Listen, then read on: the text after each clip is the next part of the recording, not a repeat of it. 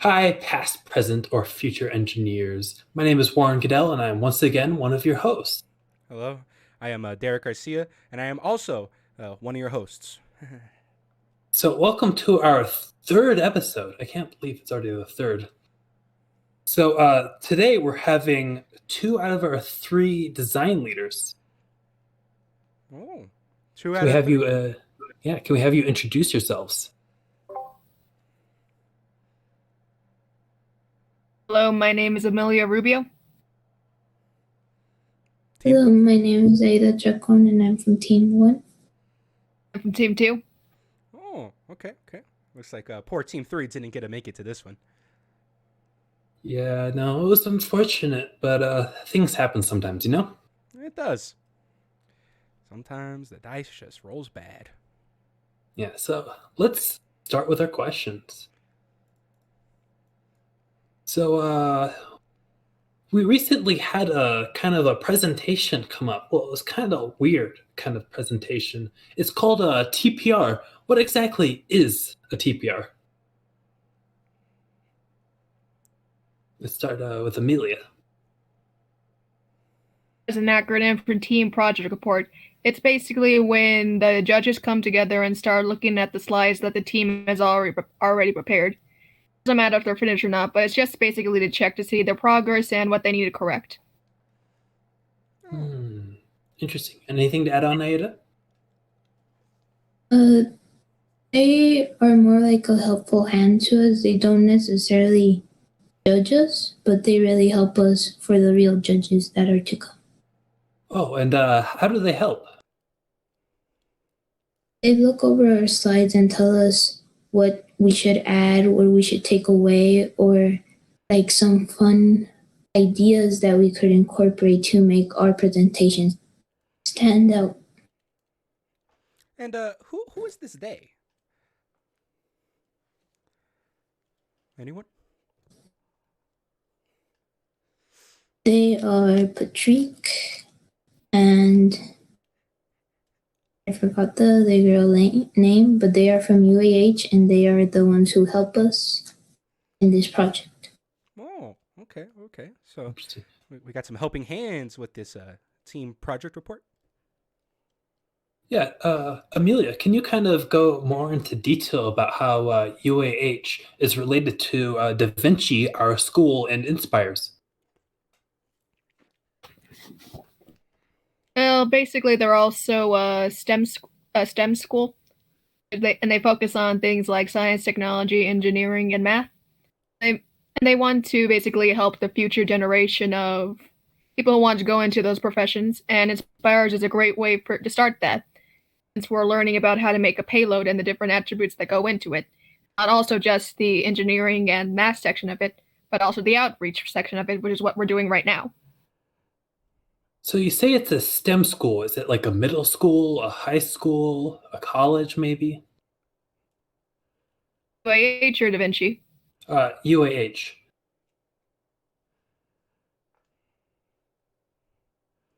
Ooh, you really got me. They're a university. Continue. Yeah. I say they're a university. Yep, University I say of university or college. I always get those two mixed up sometimes. University of Huntsville, Alabama. Yeah. University. Actually, they have a very prestigious reputation with NASA, which co-hosts Inspires. Pretty cool. So you kind of mentioned that there was some cool ideas floating around. Would anyone like to mention some cool ideas that were given to them? Anyone? Can I? What are you trying to say? I'm saying that Aida mentioned that there was some cool ideas given to them by UAH, and I was asking anyone if they wanted to share some of those cool ideas. As in just the design aspect of it, or literally design anything? aspect. This is literally the first few weeks of this project, and haven't really got that much done. The only design aspect of it, this is our logos and our team names and slogans, but some people have not completely got to those yet. Well, explain it for us. Ida, Explain. Give us a starting point. Well, they look over what we have, and like as of now, since we're just starting, the main focus was logos and slogans, and also organizations and how we should present things so that they look cleaner. Okay. Really? It's basically what she said. Oh, I don't really remember getting that much feedback besides mainly just to add more detail onto the logo, which I am going to do, and just the flat colors right now. Well, what do both teams present? What is currently your both working names and working logo ideas? Haida? Well, for our team name, currently we have Arctic Storm chosen. It is subject to change, and with that name is a logo that is like revolving around a little storm icon, but it looks pretty cool what they've had so far. So that's what we have for Team 1. Okay. Amelia, what's your team kicking around with? The team decided to choose an acronym for our team name, which is Cryo, and for our logo, it's going to be a cryo volcano on the surface of Titan, spewing out not lava, but basically the stuff. Liquid methane. Huh? Liquid methane. Liquid Well, methane. that's what we're not really sure. That's the whole point of cryo. Mm-hmm. No, I just didn't know what exactly to call it. Yeah. But what does you said cryo is an acronym? Do you know what it stands for? Cryovolcano research yielding. I forgot the last. Ooh. 3 out of 4. It's opportunity, Amelia. You forgot my own name. To be fair, I didn't like that. I didn't really choose that name that much. Okay, you know what? We can get back to that later for this podcast, but right now, let's continue. You brought it up. Yeah, so you guys told us you were presenting, but what exactly were you presenting on? Like, what did you use? PowerPoint. PowerPoint? What about you, Aida? Yeah, we also use PowerPoint. Okay, so you guys, let's get this straight. You guys had to present a system of slides to UAH, Patrick and Aubrey, and they examined it for you guys. Is that correct? Basically. Okay. So how do you think it went? Yeah, how'd it go? Personally, Well. I think it went well. Oh, okay. Explain. Why did it go well? Personally, for you, why do you think it went well? I hated it. Hey, whoa, come. One at a time. Amelia can go first. Oh. Well, they didn't say anything bad about it, really, just some small things we can fix here and there. And say they outright hated it. But like, know what I mean? More details. There wasn't really much to say since we just barely got started on it. They nitpicked a few things that we could fix and corrected some things on it that weren't exactly supposed to be like that on the slides. Mm-hmm. But for the most of the part, they really got nothing but compliments. All the teams got a lot of compliments. Well, we are feared in Alabama for a reason. That goes for Da Vinci, as a whole. Yeah. I thought we were hated. Well, feared and hated are just merely the same word, just flopped, you know? You heard it here. Quote it. Ship it and clip it, boys. On a tour before someone else does. Aida, give us your perspective. How did this TPR Progress Report 1 go for you? We also got lots of compliments. They only really recommended that we add more details to one slide. Other than that, they didn't really point out any flaws because it looked pretty good. Okay, it sounds like both team presence here had a strong TPR 1. That's good. It's a lot more than what a lot of people can say, because I know personally it's pretty scary at the very beginning. Yeah, TPR 1 is terrifying. think that probably also has to do with not many people knowing how to present. Just for a little sidetrack, do you guys remember the first TPR one last year for all your teams, or your own perspective team? Yeah, it was very scary for me. It was terrifying. They lined up the desk, had a giant monitor sitting right there to look at us while we were struggling to figure out who was supposed to talk first and second. Now, It was also very cold. cold, was it? Oh, wasn't it? Wasn't it snowing those days? Yeah, and that they make us took off our jackets in the freezing room. I The remember. just for school colored jackets and very thin ones because, we don't need to regulate our body temperature. Humans don't need heat to survive. That's what basic biology taught me.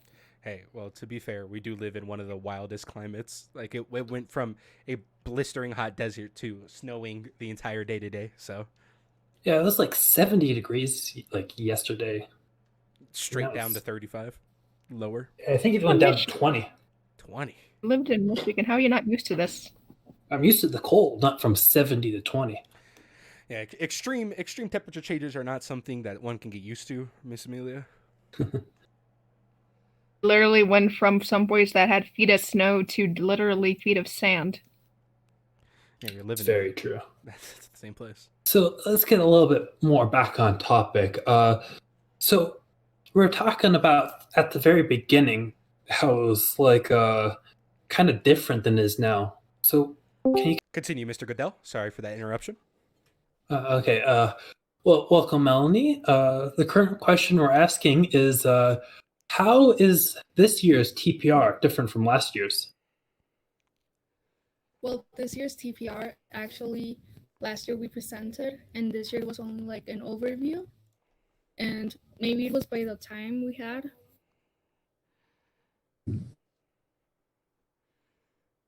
Anyone would like to add to that?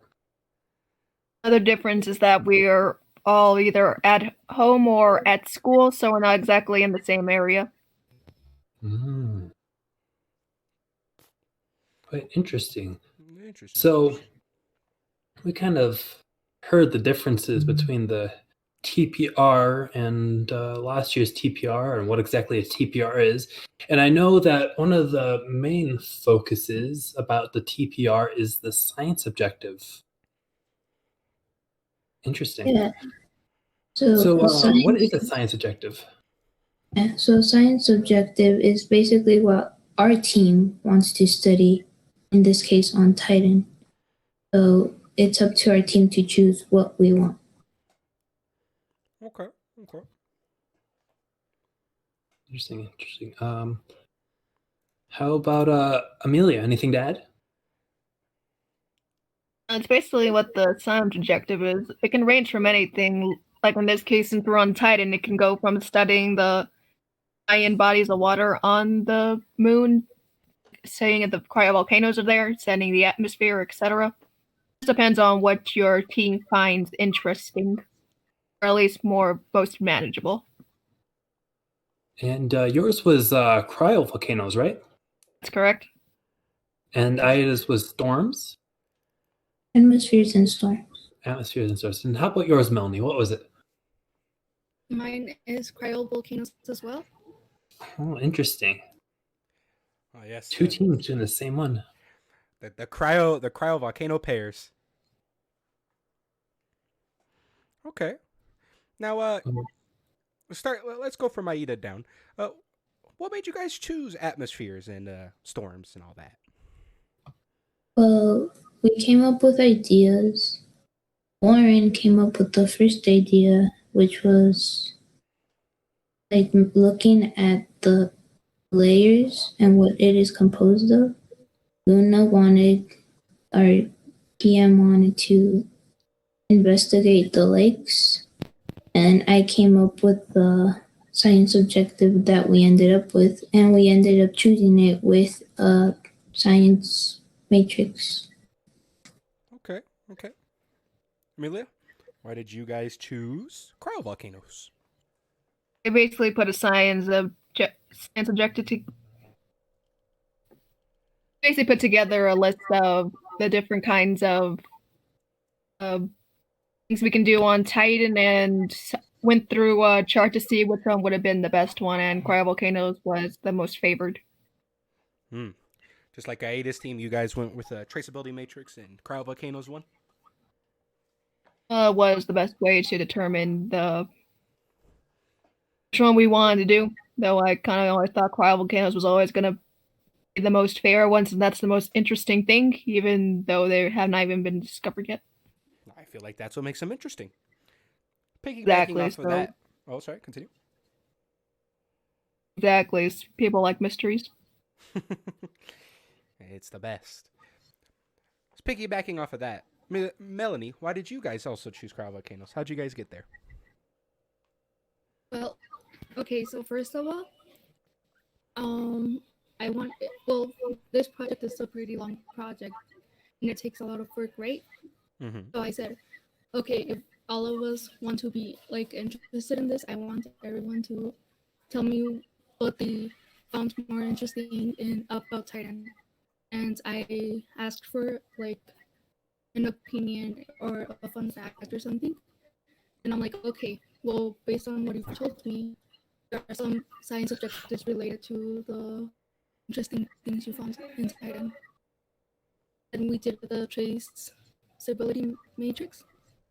And that's how we got cryovolcanoes. Okay. Pretty similar.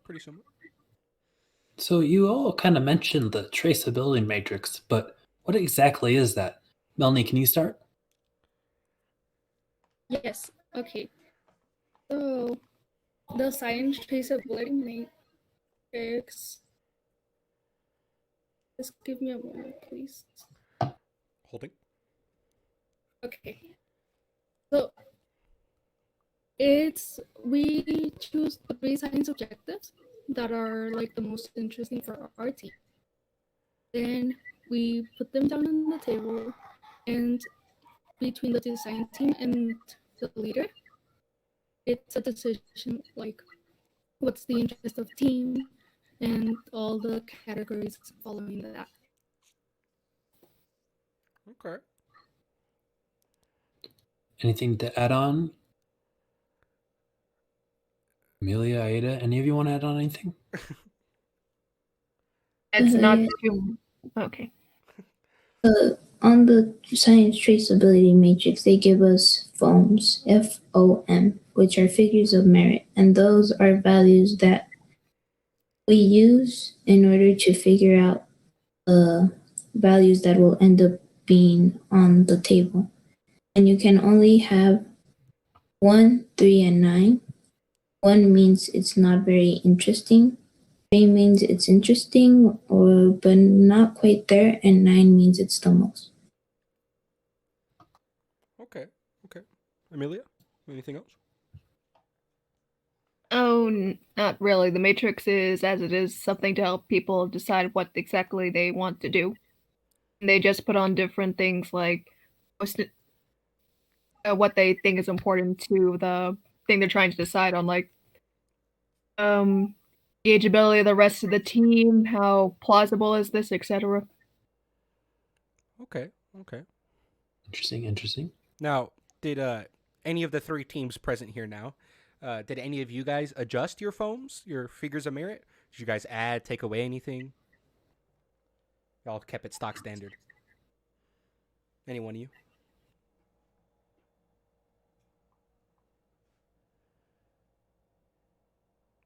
Why don't you go first, Aida? I think our team kept it the same, at least with the categories that were involved. Okay. Amelia, you guys change anything?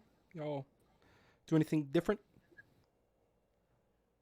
Not that I can actually remember for this. It's kind of cut and dry. Cut and dry. Melanie, you guys adjust anything? No, not really. Okay. Sometimes just standard is best. Yeah, I mean, that's a lot of things I can base my life off of. Interesting comment. So we've kind of talked about the TPR, and we've kind of talked about science traceability matrices and science objectives. This all kind of ties into what a design leader does. But can we get like exactly what a design leader does? Melanie, why don't you go first? Yes, okay. So, a design leader, we design a payload that will go to Titan. And with our design team, they help us out or just to be like, well, with more ideas and help if we have a struggle with something.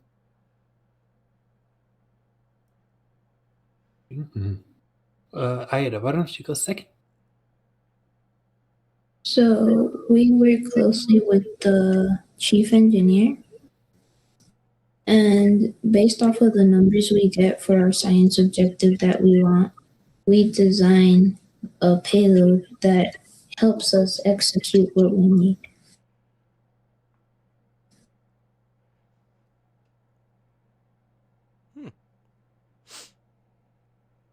Okay. So as they said, the task of a design lead is basically to find the payload. Okay. Warren, I can hear my voice come out of your microphone. It's okay. It's just one of those things we're gonna deal with. All right. Well, task. I got this one. As Aida mentioned, you guys work closely with your chief engineers? Correct. Yeah. I have to. Yes. Okay, and you guys work closely to design, work on the science objective and all that. I'm kind of just stalling for Mr. Goodell right here. Yeah, sorry. So yeah, you were talking about working with your chief engineers, and who else do you work with? RPMs. Project managers? Anyone else? Any other parts of the team? Those are the two we work the closest with. Now, do any of you three have anybody who's working under you? Aida? Yes, I have two people working under me. It is Isadora and Blas. Okay. And they help me just do tasks to make the process easier. Sometimes got to delegate the designs. Amelia, you? Do you have I anybody only working under you? have one person working under me. His name is Luis, but we haven't exactly. Well, pretty much all I've been doing is design the logo, and it's really only a one-person job until I need opinions. Okay. Melanie, do you have anybody working under you? Yes, actually have two persons. I have Seth Rodriguez and Noah Ishimura. Okay. Yeah. So we have people under you. So what skills are needed for you, any design leader, or people under you? Creativity and basic knowledge in math. Anyone else?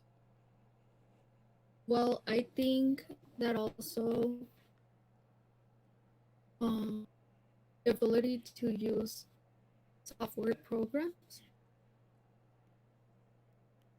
like for example, Blender, Illustrator, Photoshop. Those are all good ones, Aida. What skills would you deem necessary for a design leader or someone working with a design leader? I think you need to know how to communicate your ideas because, at least while you still don't design something, you need to make sure the other person understands what you are going to design, or else they won't really get to see the final picture till you do it on some software, and then they might not like it. So being able to communicate throughout is very important. Okay. Sorry, I was talking to my my co-host. Hello. was talking to my co-host to adjust something for a second. Yeah, sorry about that. So let's talk a little bit more about what a design leader does. Your chief engineer and PM4. We need our chief engineer to basically. They're the math person more. They're going to focus more on the numbers than us, and they basically need to see if there's actually more what actually fit with our design. Being the realist, and the PM basically also tells us what they want, and also to bless our design. Anyone else has some different experiences? Could you repeat the question? You kind of cut up in the beginning. You did. Sorry about that. I was talking about how you were talking about how you work with chief engineers and project managers, and I was asking how you interact with them. Like, what do you need a chief engineer for, or how do you need a project manager? Yeah, so from my experience last year, I relied on the chief engineer for the math part because it requires some complex math that I don't really feel comfortable doing. And with them, I can easily input the numbers they get to get the best payload efficiency possible. Okay. Melanie? Well, I think that they are a lot of help because, like I just said, with the complex math and everything, and we can always like check up on them if we feel something on the So, for example, if you guys were to say build like a bullet-like structure, right? And you guys design it, then you run it over to your chief engineer, be like, "What's the math of this structure? How would it work if it impacts the ground and stuff like that?" I think it would be the other way around, at least for me. They tell me what they want, and I use Fusion 360. So whatever they want, it can be easily calculated by it, and I can just verify if the number matches what they give me. Oh, okay. Anyone else? Amelia? Uh, I usually like to get all my information together before I run it by anyone, unless I'm stumped on something. So I try to. I was given something like a bullet design. I usually look to see if how plausible it is for other payloads. I also try to run the calculation myself, or at least through a higher up, like a teacher, until giving it to my PM or engineer. Melanie? well, actually, I feel like um let's say we're doing the bullet structure. If I like really need help on something and I can't, that's when I would be like, hey, can you help me or something? But if everything's fine, I would just show it to them at the end of the when it's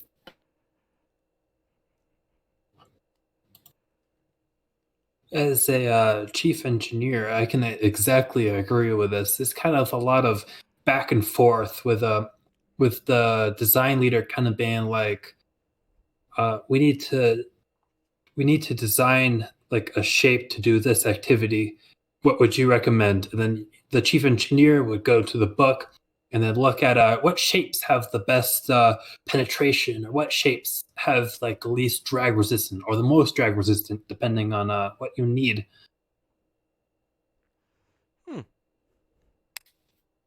Okay. So, do any of you have any ideas for what you want your like payload to look like right now? No, not at the moment. It is kind of early. It is. Aida? Well, for my team, I know there's two ideas floating around. My idea that I came up with first was relying on a drone drone that UAH has. And then I was thinking of having it glide at whatever altitude we pick from the drone. And my chief engineer, Warren, he or you suggest to use the orbiter instead to get the most flight time. So that would require two different designs since it's two different altitudes with two different climates and a lot of other variables in that. Look at that. Perfect example of chief engineer and design lead working together there too. Melanie, your team got any working ideas? Well, for the moment, we're just talking and deciding to see which one would be best, but we don't have any for sure ideas. Cryovolcanoes is a tricky one. I know. We're also working on it. Do you have like any ideas on what way you want to take like your project for any new TPRs or final presentations? Do you have any like cool, exciting ideas? Especially after the first Amelia? TPR. Yeah. Amelia, why don't you go first? I can't say I'm thinking of anything that would real can't say I'm thinking of anything that really would pop out too much. It's really too early to dictate any of these things yet, especially if you haven't run them by anyone else. Melanie? Well, for the moment, I don't think so. Well, other than the thing that to the place we're going to research, it's kind of okay. So it's called Ganesa Macula, but we're not sure if it's a cryovolcano or not because it is not in the shape of the usual ones, but it like has the same actions and everything. Interesting. Yes. Aida, how about you? The design I currently am thinking of is probably not feasible, but I had this idea one day. Like, you know those slap-on bracelets with the metal coil? Mm-hmm. Well, like I was thinking of somehow having that as the wings so that it is within the size constraint and held on by some simple mechanism because the more complex you make a payload, the more likely it is to fail. So that's why I thought of the slap-on bracelet mechanism. Once you release it, it would extend to have a lot of gliding area. Interesting. You mentioned constraints for the payload. Can you go over those constraints? It is that it should be like the size of a office box. I don't remember the exact measurements, but it's a regular box that you see around school all the time. It also should not harm the UAH crafts in any way. And I believe there's a weight constraint as well. 10 pounds. Yes. And let's not forget about that we have to leave the UAH vehicle. That is correct. To conduct most of our research, yes. Right. Amelia, why don't you kind of talk about the relationship between our payload and UAH's payload?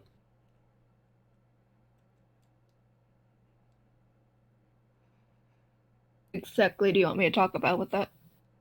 Like, how do the two interact? Well, we need the craft in order to get to Titan. They're basically our right. And when we get there, we have options of either drop down automatically or to orbit for a while and collect samples. Whatever best fits your mission, I would assume. Pretty much. Anyone else want to add anything?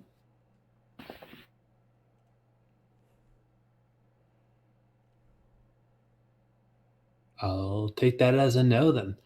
Okay, let's continue with the questions. Do you have anything else, Derek? Actually, I do. Uh, so currently, I would like to ask a poll between everyone. Aida, do you work or do you go to school physically? I do not. Amelia, do you go to school to physically? No, I do not. Melanie? Yes, I do. Oh, perfect. So, Melanie, I know this may be a hard question to Yes. ask, but how has COVID affected school? And how has COVID affected this project? From It last has year's. affected it. So with this project, maybe the communication. So like last year, we would all be class together or like see each other during the day and being able to ask, oh, I have this question about this. Um, with COVID, it's only like during the class or something as you would before. So I feel like communication by it, and also maybe like bonding because last year we could, by the fundraisers for InSPREing, we could bond with each other and know. But this year it's only I see you in class, I see you by Zoom. So I don't. If it's someone new, I don't really know you. Okay. As a quick recap, because you were kind of cutting in and out, Oh, it's okay. sorry. I listened though. I'll recap it. Just tell me if I'm wrong or interrupt me. You mentioned communication was much more difficult due to the pandemic, kind of making it less hard to physically go talk to each other and be like, "Hey, I got this" during class or outside of class. Was also mentioned during our outreach events. We would, as a whole, Inspire's team as a general, team 1, 2, and 3. Back in the day, we used to get closer, but now we really can't because COVID kind of says closeness is bad. As a quick recap of what Melanie was saying. Amelia, Yes. how would you feel as online has changed your, the whole project from your perspective? There are a lot more distractions since you're at home all the time, and also the fact that you can't exactly communicate too well with people you don't even see face to face the majority of the time. Now, I have run into the trouble of trying to get feedback for some things only for people to tell me what they want the exact day it should have, or at least the day before it's going to be due, even though I gave them a few days to answer that question. Yes, the chain of communication is much damaged during this times, unfortunately. But how about like in school? Has school affected anything, Amelia? With the whole global pandemic forcing you to do online? I would say school is pretty much affected in the same way. At least since it's going to be our senior year and we have a lot more. We need to do a lot more college classes, and on the outside, we also need to do things like apply to college and a bunch of other stuff we need to do to actually graduate. So it's a stressful year. It's not really made any easier by the fact that the you can only do so much. You can send an email, but who knows if it's going to be read in time.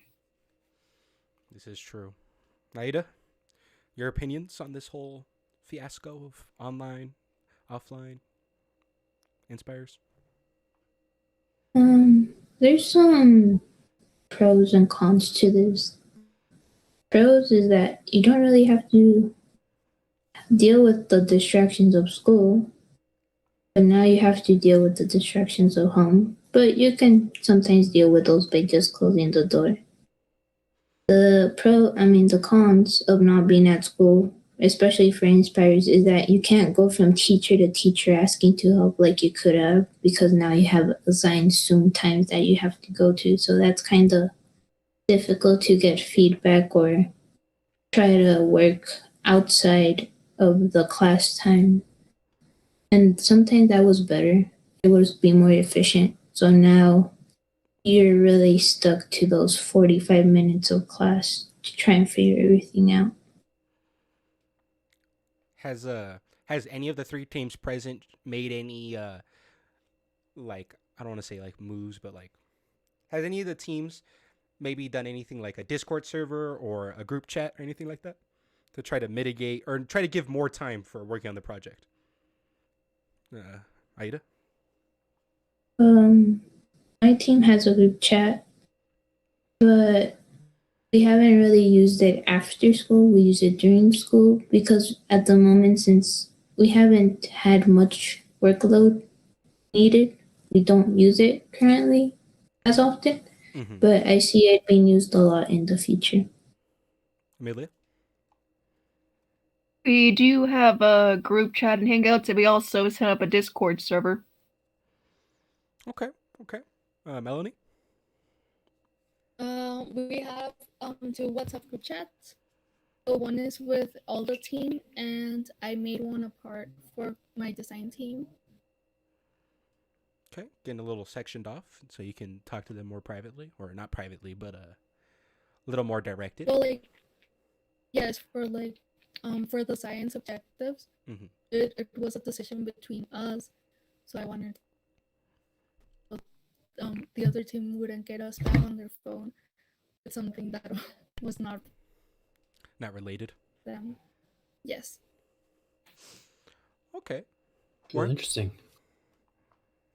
Yeah, I'd say we have a Discord and a group chat. I need to actually make a separate group chat for my team members because I actually got a new member recently as part of my team. Oh. Now, Warren, do you have anything else you'd like to add on this topic? Like any other questions for them?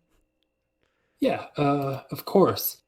So, have any of you had any kind of prior leadership to design leader?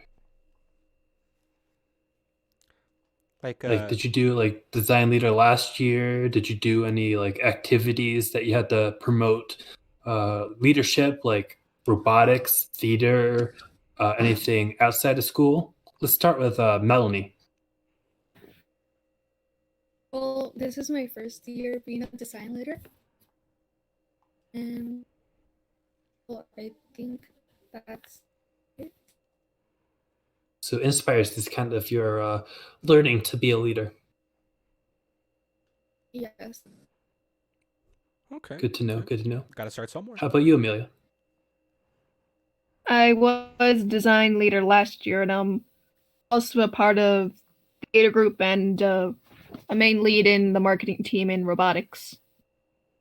And how is a marketing lead in robotics transfer through? How's those skills help you? It basically shows me how to. Since robotics, we have this thing called a notebook where we have to place all our progress from engineering to programming and also the marketing team or to show it to judges. It did help me become organized and see what actually a group needs to do to be able to function and to be organized. Funnily enough, that's kind of what the design analysts do too. In a lesser kind of way. What about you, Aida? I too was a design leader last year, and I am also the lead designer for the robotics team 15450. Oh, okay. And how has being the leader of design in 5450 helped you out with this design or being a leader? You know what I mean? Yeah. Well, because I was a design leader, that inspired me to apply last year.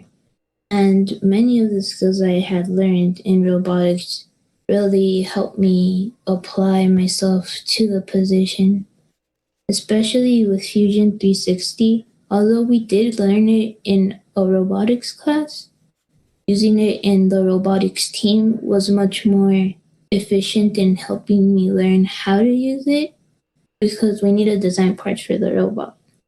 So because of those skills I learned in robotics, I was able to use them to make the payload with minimal effort, but it really came out good.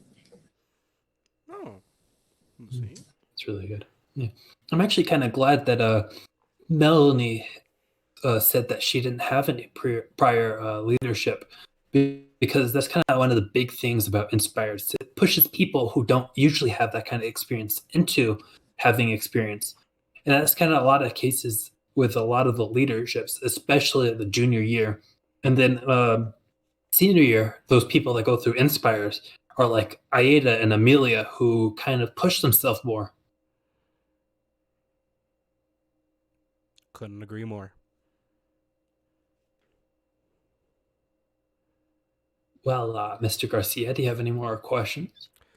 I'll be honest, my thing kind of lagged out and I got a little confused. But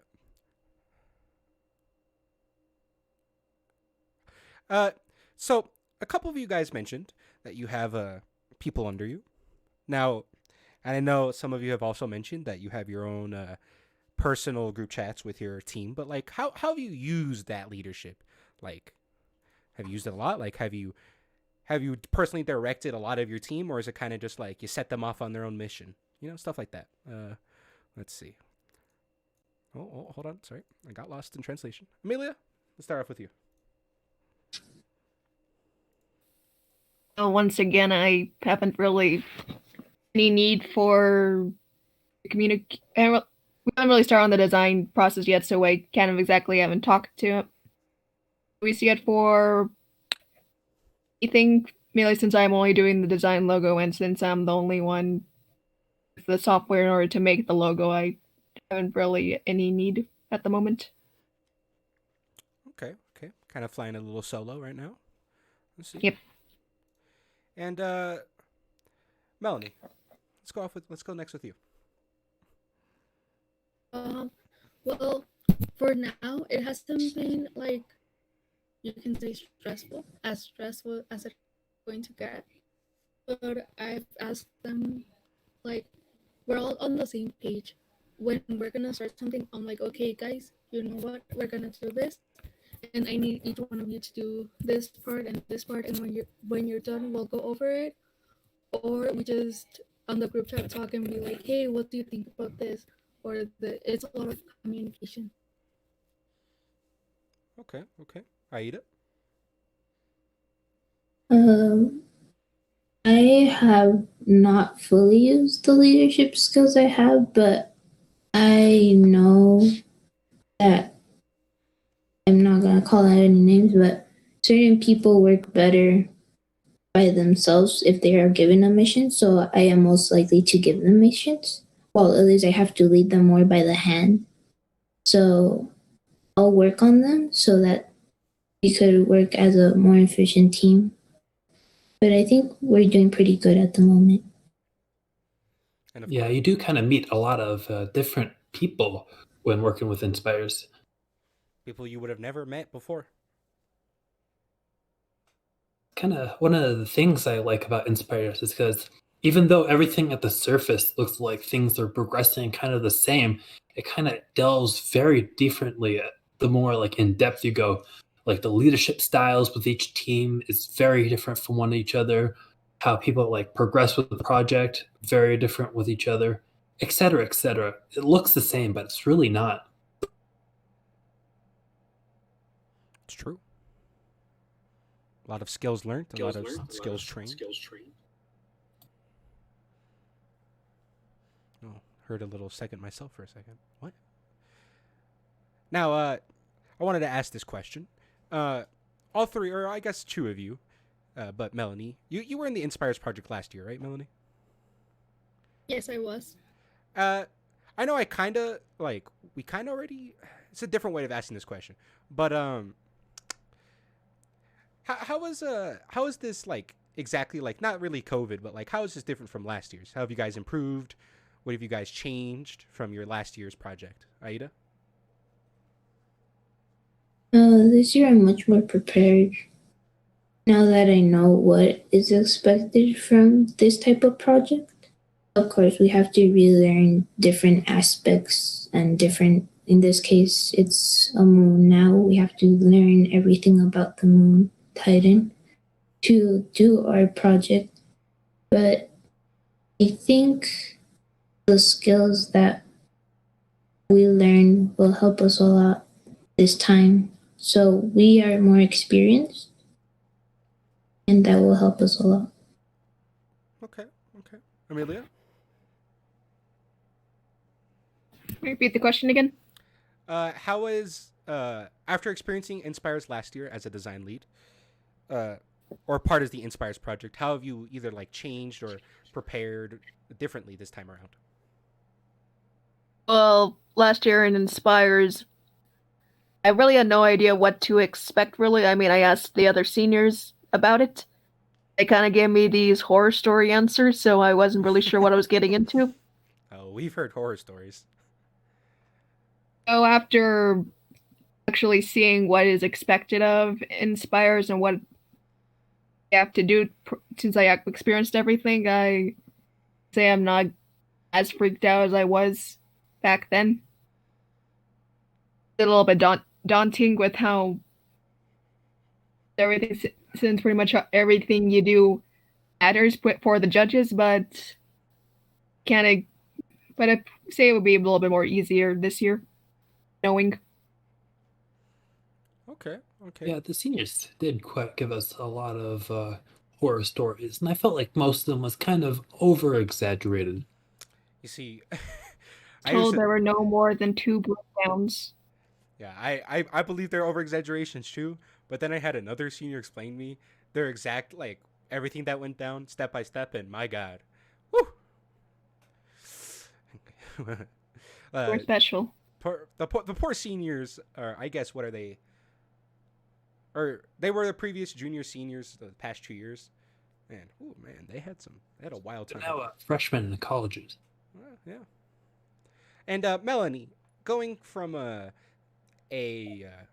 were you part of a certain team last year, Melanie? Like a design team, ace team?